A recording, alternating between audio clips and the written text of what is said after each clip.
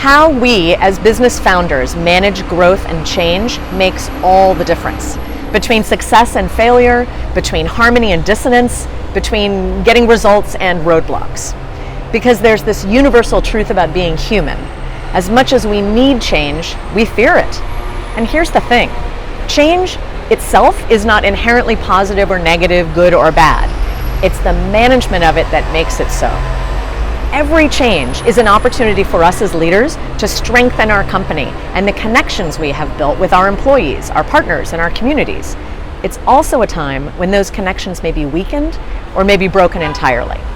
But there are 3 steps we can take to prepare for the change that comes from growth. First, understand and be able to articulate your company's meaningful story.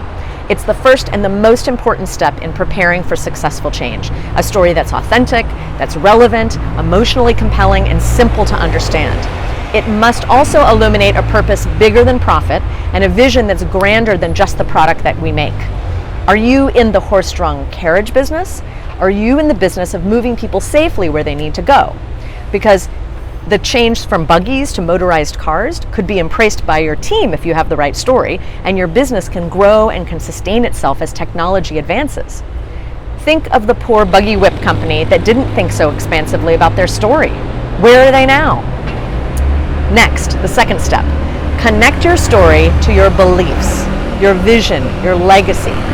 People fear change because they fear the unknown. We can't predict the future, but we can forge a compelling story about what that future could be and what beliefs will guide us on the way to it. Leaders must be able to clearly define and communicate a future that is connected authentically to the DNA of the business at its core. What does that future look like? What does it feel like? What are we all working toward? And finally this, a story itself is worth very little to you without authentic storytellers. And here's the thing, it can't just be you as the founder. Your leaders must take time to discover the story, codify their thinking, become comfortable with the story. And until you do that, until you have that story, until your leaders are able to tell it authentically, meaningfully, and in a compelling way, you're going to go into change unarmed. And unarmed, change will likely defeat you.